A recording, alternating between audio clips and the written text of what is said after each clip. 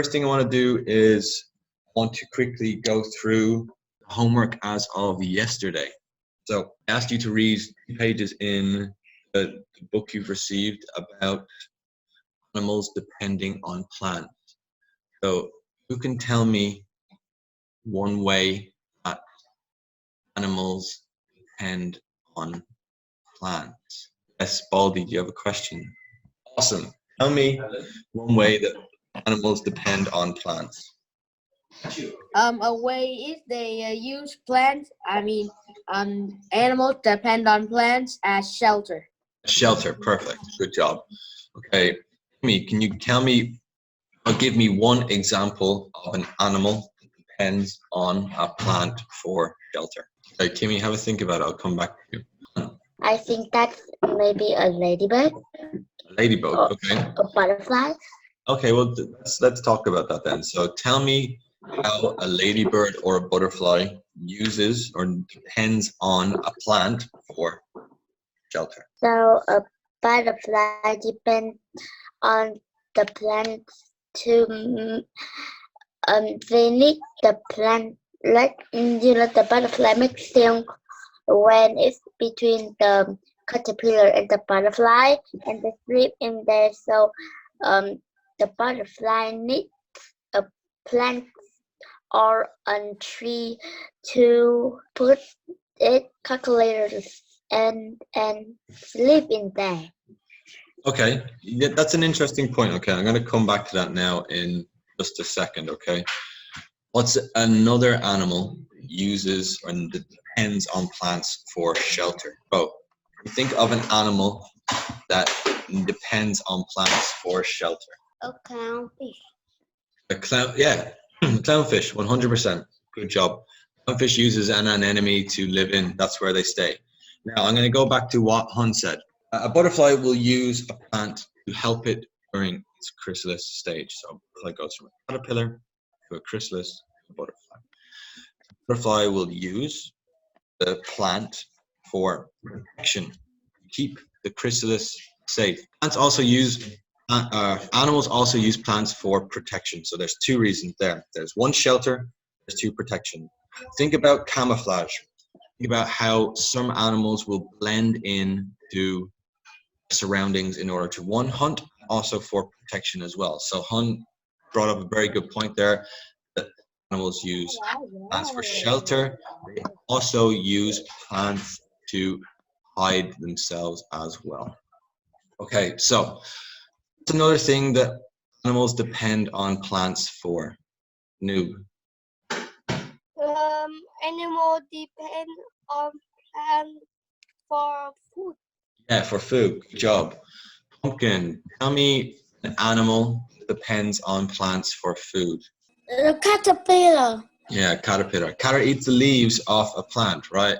Thailand B, tell me another one. What does a rabbit eat? Rabbit eats plants. Plants, okay. What type of plants? I don't know. Okay. What does Bugs Bunny eat all the time? Carrots, right? He eats carrots, okay. Cool. Please tell me another one, please. Squirrels.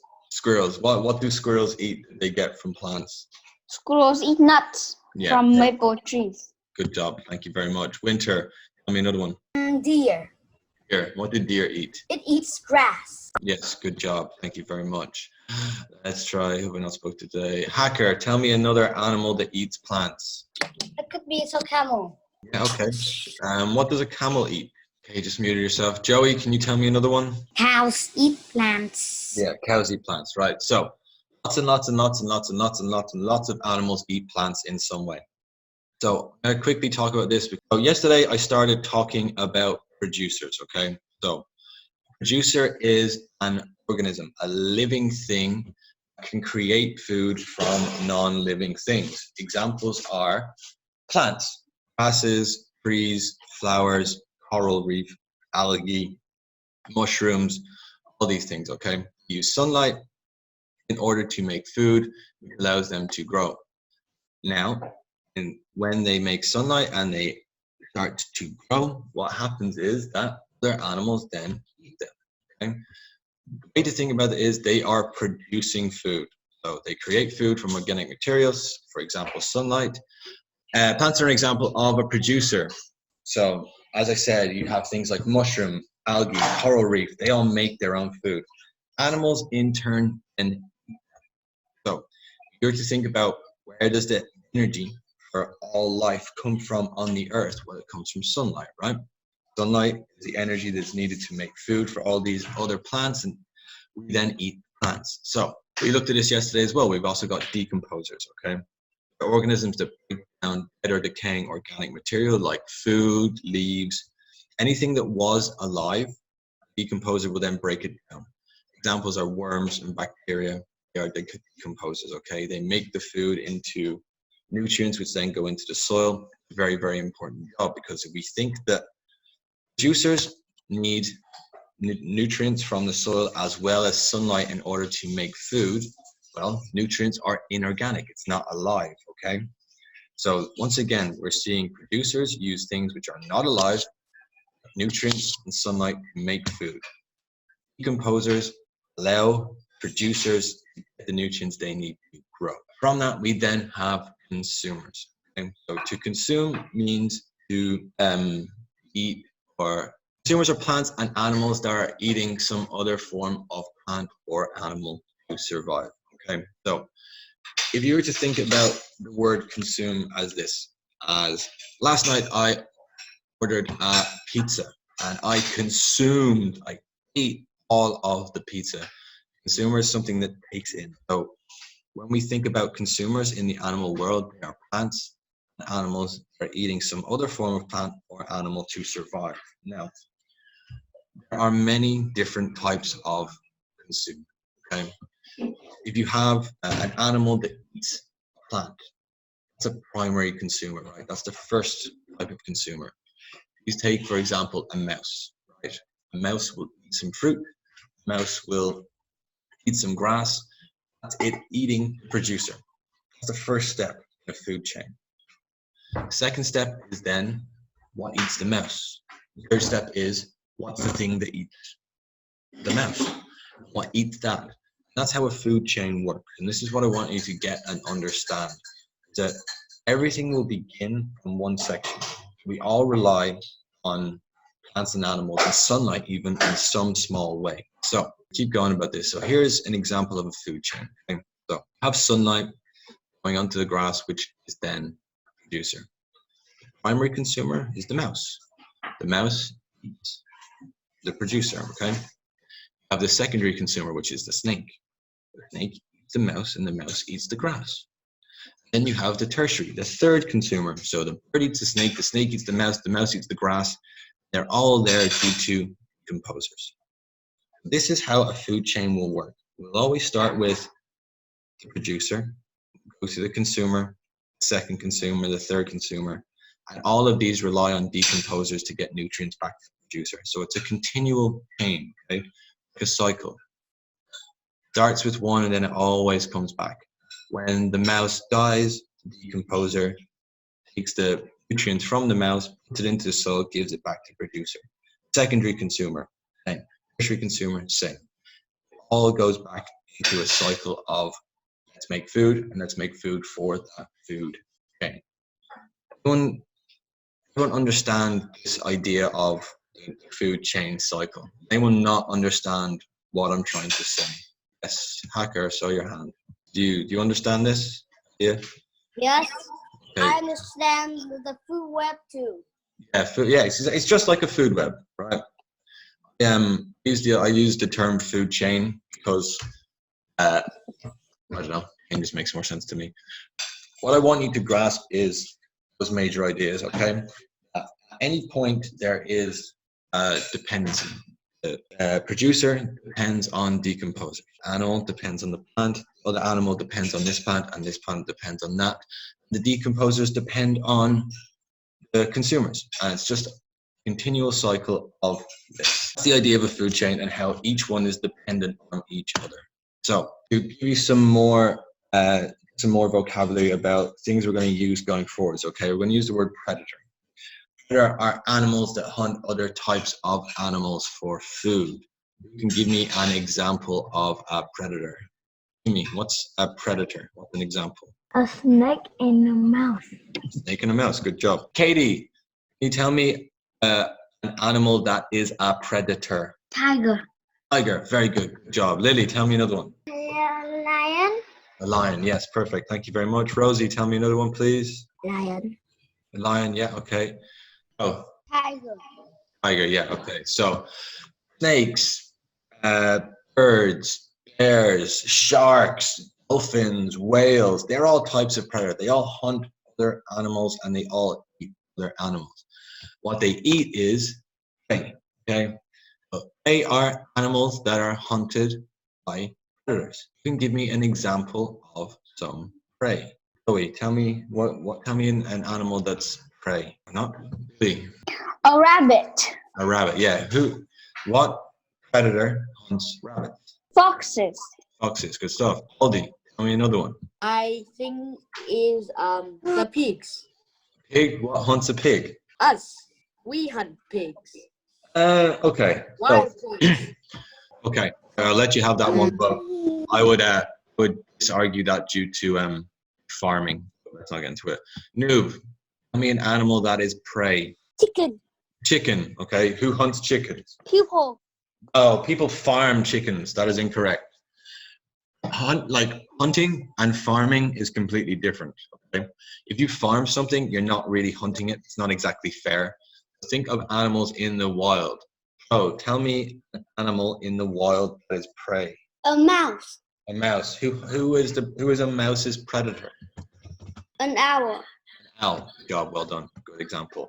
So what we've just understood there is, again, very, very simple. Is you have the producer, the consumer, and the next consumer. Now, we don't call trees, plants, or vegetables prey. Just weird. We wouldn't do that. You definitely call animals prey and predator. When you get to prey and predator, you have consumers. Okay. You have your first consumer that eats the plants, your second consumer that eats animal that eats the plants. That is how these things work. Okay. It works. What I want you to understand is that when we have animals depending on each other, it will all start with plants. So plants are the producers. They make their own food, and in this, they provide animals with food. Plants also provide shelter to lots of animals. Even throughout history, humans have used plants to provide shelter. And we spoke about animals depending on plants for food and shelter, but they also use it to keep themselves safe as well. So have a look at these four pictures. On the left, we have a squirrel. How does a squirrel depend on plants? Jerry. They eat plants. Squirrels eat plants. They eat plants, okay. They eat nuts. They eat plants, they eat nuts, good stuff. What else do squirrels depend on plants for? LMB. The squirrel live in the tree. They live in a tree, so a squirrel also relies on plants for shelter. What about a monkey? What does a monkey depend on plants for? So Trixie, haven't heard from you today. They depend on plants for food or something. Yeah, food, so they eat fruits. And what else do monkeys depend on plants for? Lily? It needs plants for its food. Yeah, and? The bananas. And where does a monkey live? It lives on a tree. Exactly. So again, a monkey needs plants for shelter and for a tree. A monkey also uses plants for safety, right? Lots of monkeys hide in trees to stay away from predators. Caterpillar we spoke about. What about a bear, right? Now, a bear eats animals, but what does a bear depend on plants for? Tell me. Who has any idea? Oh, Winter, you've been very quiet today. What do you think a bear depends on plants for? I think it depends on animals. Not just that, okay? Bears eat animals. Who else knows what else bears eat? Okay, what else do bears eat? Okay, let me ask a question. Who's ever heard of Winnie the Pooh? Winnie the Pooh is a cartoon, very, very old cartoon, which Pooh is a bear. He's not actually a poo, he's a poo, he's called a bear. He eats honey. Bears love honey. Bears also love berries and fruits. Bears eat berries and fruit. just as much as they eat animals. So bears are what's called an omnivore.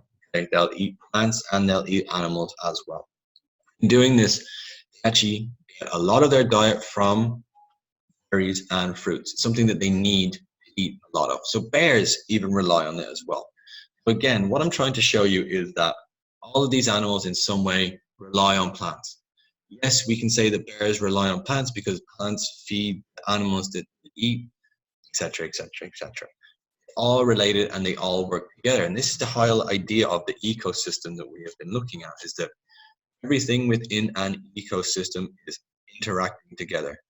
Even the grass is interacting with the sunlight. The grass makes food.